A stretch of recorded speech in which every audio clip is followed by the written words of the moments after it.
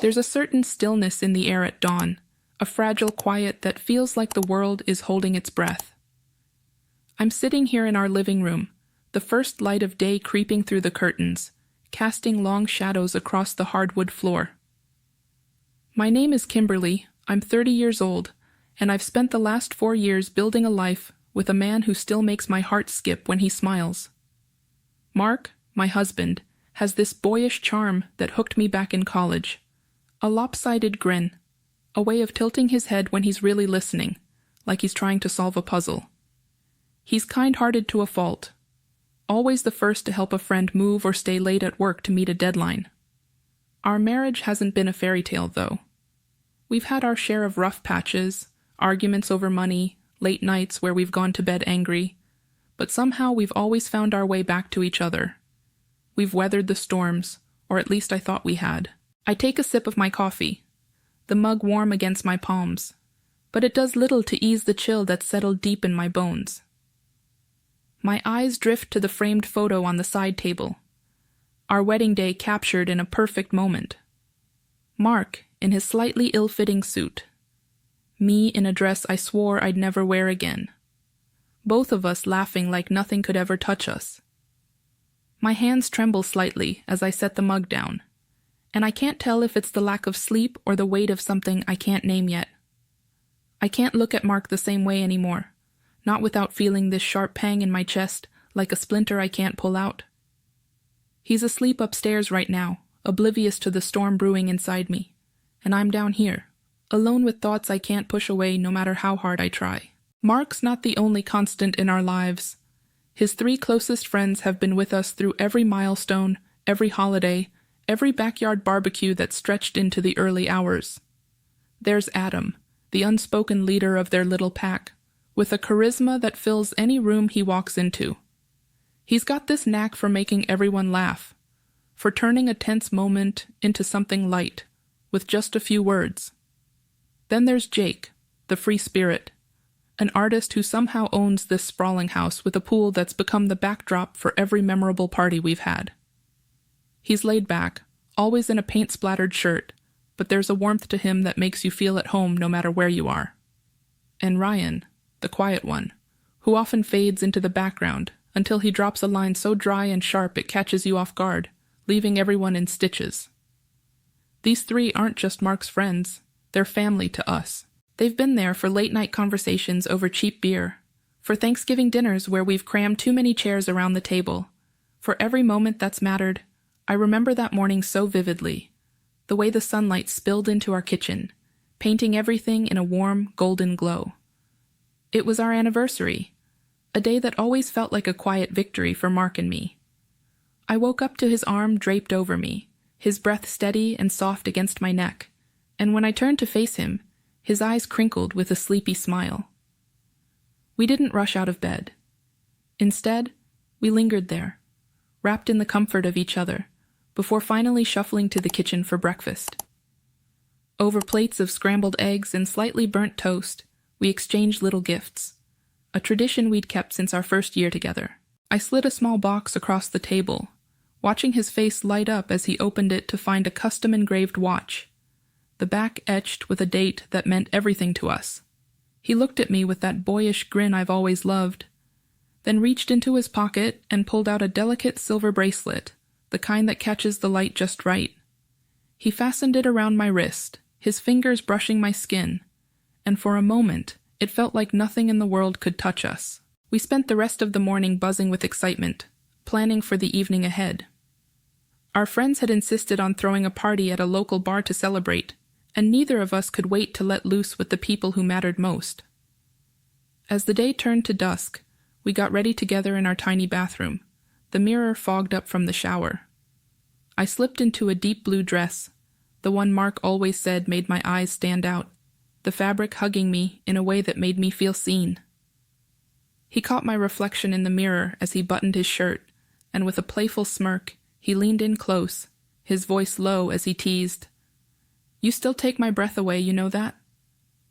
His words sent a warm flutter through me, and I laughed, swatting his arm, but I couldn't hide the blush creeping up my cheeks. By the time we arrived at the bar, the place was already alive with energy. String lights twinkled overhead, casting a soft glow over the crowded patio, while classic rock blared from the old jukebox in the corner.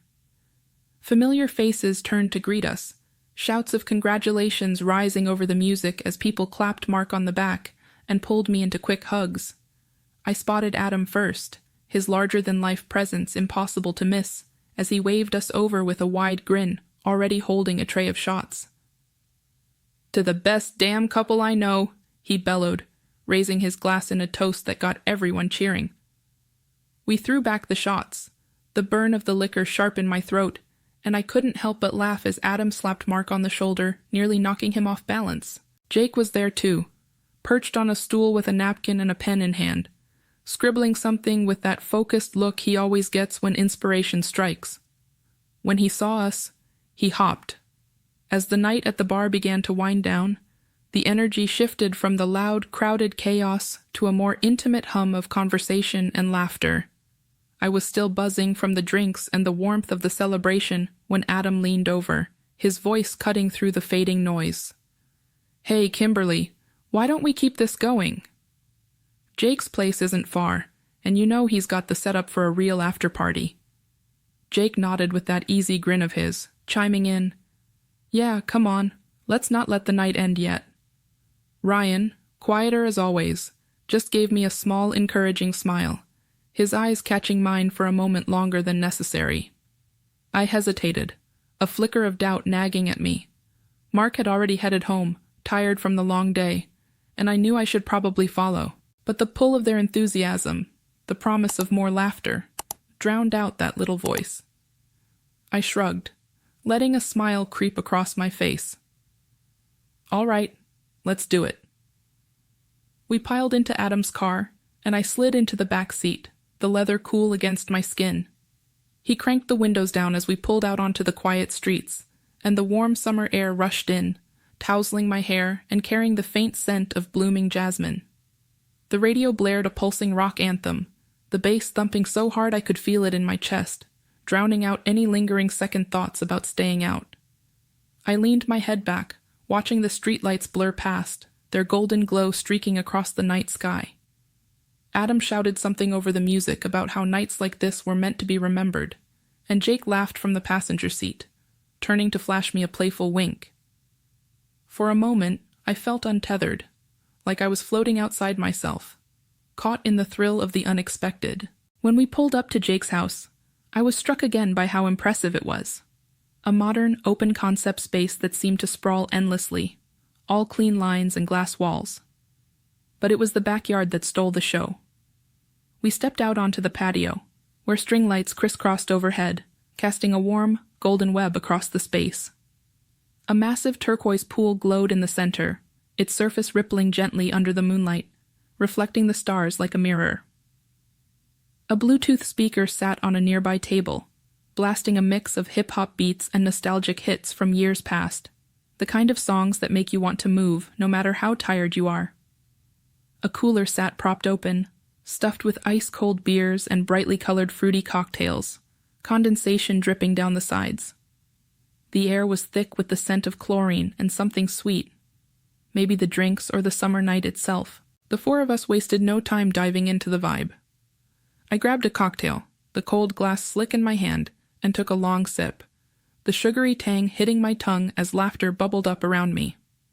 Jake cranked the music louder, and before I knew it, he was grabbing my hand, pulling me into a goofy, exaggerated dance move. He spun me around, my dress flaring out as I stumbled a little, both of us cracking up at how ridiculous we looked. Adam wasn't far behind, shouting over the music about a cannonball contest in the pool. "Come on, Kimberly, let's see what you've got," he challenged, already peeling off his shirt and sprinting toward the water.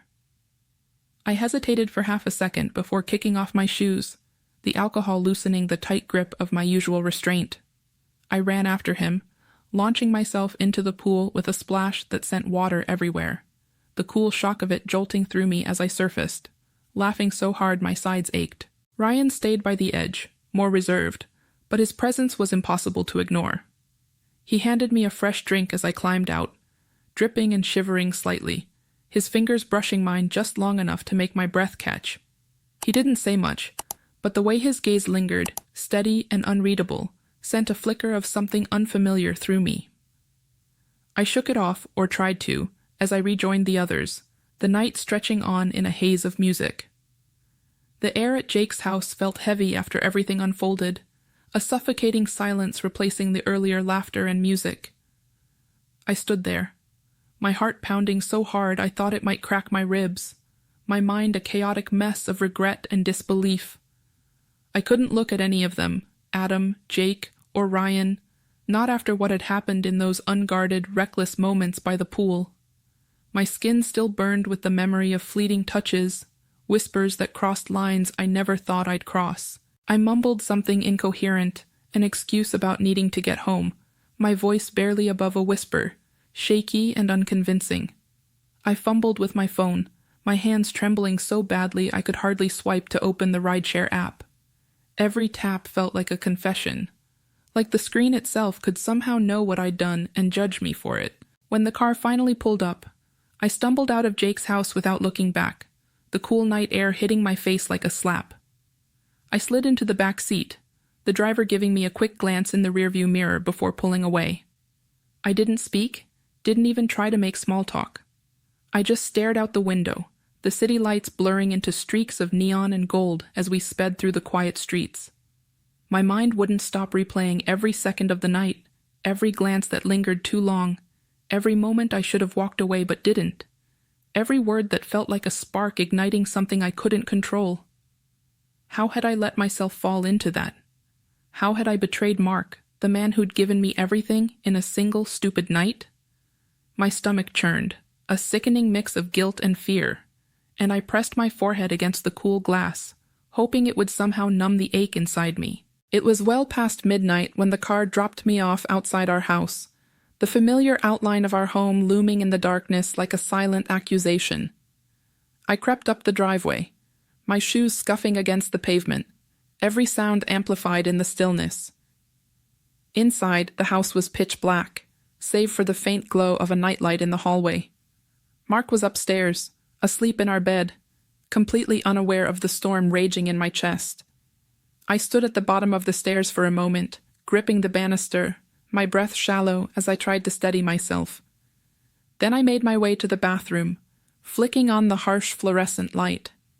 I caught my reflection in the mirror, my makeup smudged, streaks of mascara trailing down my cheeks, my eyes hollow and unrecognizable. I leaned closer, my hands gripping the edge of the sink, and whispered to myself, "This isn't who I am. This isn't me." But the words felt empty, like a lie I was desperate to believe. I washed my face, scrubbing harder than necessary, as if I could erase the night from my skin. Then I slipped out of my dress, letting it fall to the floor in a crumpled heap, and pulled on an old t-shirt of Mark's, the fabric soft and worn, smelling faintly of him. I crawled into bed beside him, moving as carefully as I could so I wouldn't wake him. He stirred slightly, letting out a soft sigh, but didn't open his eyes. I lay there, staring at the ceiling, my body rigid, unable to relax. Every creak of the house, every distant sound of a car passing by, felt like a judgment, like the walls themselves knew what I'd done and were whispering their condemnation. Guilt clawed at me, sharp and unrelenting, tearing into every thought until I felt like I was drowning in it. Sleep never came, not even for a moment. The next day, I couldn't face my phone. Every time it buzzed, my heart leapt into my throat, a sick dread settling over me. I saw their names, Adam, Jake, Ryan, popping up in notifications, but I didn't read the messages. I couldn't. I just deleted them, one by one, my thumb hovering over the screen each time as if I might change my mind. But I didn't. I couldn't bear to see what they might have. The day of the get-together dawned bright and unrelenting, the kind of summer afternoon where the sun seems to press down on you with a weight all its own. Mark had planned a casual barbecue at our house. Just a few days after that night, I can't seem to scrub from my mind. I'm out in the backyard, setting up folding chairs with mechanical precision, dragging them across the patchy grass, while the scent of charcoal and lighter fluid hangs heavy in the air. My hands shake every time I hear a car pull up on our quiet street, my stomach twisting into knots as I brace myself for who might step out. I'm grilling burgers now, the sizzle and pop of the meat on the hot grates barely drowning out the frantic thud of my heartbeat. Sweat beads on my forehead, and it's not just from the heat. I'm a mess of nerves, every creak of the gate or distant laugh making me flinch. I keep glancing toward the house, half expecting Mark to come out and see right through me, to somehow sense the secret I'm carrying like a lead weight in my chest. First, it's Adam who shows up, striding through the gate with that confident swagger of his, a cooler slung over one shoulder. He calls out a greeting to Mark, who's setting up a playlist near the patio, but when his eyes meet mine, there's a flicker of something unreadable before he looks away. He's too casual, too quick to crack a joke about the weather, his laughter a little too loud as he claps Mark on the back. Then Jake arrives, paint still flecking his worn-out jeans, offering a nod in my direction, but nothing more. His usual warmth replaced by a guarded edge. Ryan's the last to join, slipping in quietly as always, his gaze skimming over me before he busies himself with grabbing a drink from the ice bucket. They're all here now, gathered around Mark like nothing's wrong, but the air feels thick, suffocating, like a storm waiting to break. Every shared glance between them feels like a silent threat, a coded message I can't decipher but know is about me. Their jokes, thrown out over the clink of beer bottles, carry a sharpness, a hidden meaning that pricks at my skin. I force a smile, flipping another burger, but my hands are unsteady, the spatula nearly slipping from my grip. I'm trying to keep it together, to act like everything's fine, but it's like walking on a tightrope with no net below. Every time Mark laughs with them, every time he looks over at me with that trusting grin, it's a punch to the gut. I can't shake the feeling that I'm one wrong word, one careless look away from everything unraveling. The tension is a living thing, coiling tighter with every passing minute, and I'm drowning in it. I catch Adam's eye for a split second as I turn toward the house, and the weight of his stare sends a shiver down my spine. I mumble something about needing more drinks and escape to the kitchen, my breath shallow as I grip the counter, trying to steady myself against the wave of panic threatening to pull me under. I'm reaching into the fridge, the cold air a brief relief against my flushed skin when I hear footsteps behind me. My heart stops as I turn and see Adam standing there, the door swinging shut behind him, cutting us off from the noise of the backyard.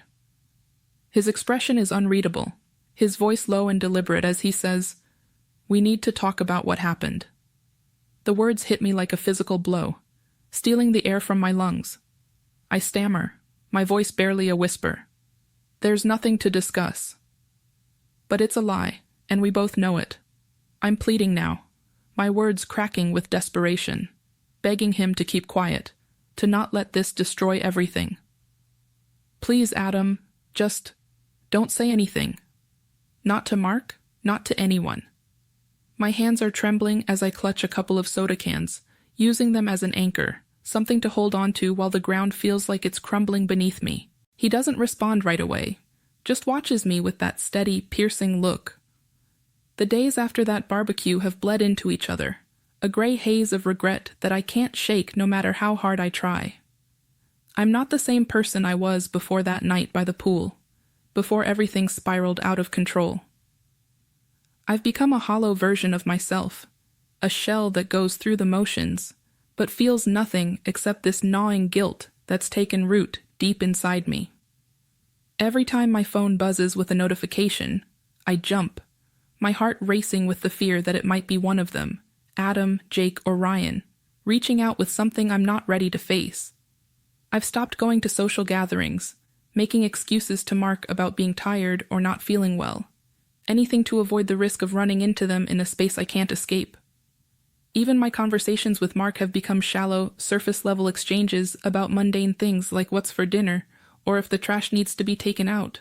I can't look him in the eye for too long without feeling like he'll see the truth written all over my face, so I keep my distance, emotionally and physically, building walls I don't know how to tear down. It's late now, well past midnight, and I'm sitting on our couch in the dim glow of a single lamp. Mark is asleep upstairs, his steady breathing a faint sound in the quiet house, while I'm down here, unable to find any peace. In my hands, I hold the silver bracelet he gave me for our anniversary. The delicate links cool against my skin as I trace them with trembling fingers.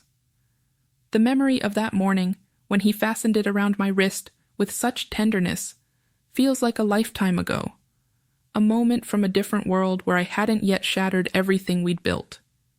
Tears stream down my face, silent and unstoppable, dripping onto the bracelet as I clutch it tighter, as if it could somehow anchor me to the person I used to be. I haven't told him the truth about what happened that night, about the choices I made in a haze of recklessness and temptation. I'm not sure I ever will. The weight of this secret is crushing me, pressing down on my chest until it's hard to breathe, until every moment feels like I'm suffocating under the burden of my own betrayal. I've cut off all contact with Adam, Jake, and Ryan, blocking their numbers and ignoring every attempt they've made to reach out. I've seen their names flash across my screen before I could stop the notifications, each one a jolt of panic that sends my stomach twisting. But I know I can't avoid them forever. They're too intertwined in Mark's life, too much a part of our shared history for me to simply erase them. There will come a day when I have to face them again, when I'll have to look into their eyes and wonder if they've kept silent or if they're just waiting for the right moment to let everything spill. The thought terrifies me, keeps me awake at night, my mind racing with scenarios of how it could all come crashing down. I've tried to convince myself that blocking them is enough, that it creates some kind of barrier between me and that night. But deep down, I know it's just a temporary shield, fragile and bound to break. My thoughts keep circling back to that night by the pool at Jake's house. The memory's so vivid it's like I'm reliving it every time I close my eyes. It feels like a different person made those choices. Someone caught up in the heat of the moment, in the rush of forbidden allure that clouded every bit of judgment I had. I remember the way the water glistened under the moonlight, the way laughter turned into something heavier, charged with an undercurrent I couldn't ignore. I let myself get swept away in whispers and fleeting touches that crossed every line I'd ever drawn. Moments that felt like a dangerous dance I couldn't step away from. But no matter how much I try to distance myself from that version of me, I can't escape the truth. It was me. I made those decisions. I let myself fall into something I knew was wrong, and now I'm left with the wreckage, picking up pieces of a life I'm not sure I deserve anymore. Don't forget to subscribe, like, and comment if you enjoyed this story. This will help us create more engaging stories for you.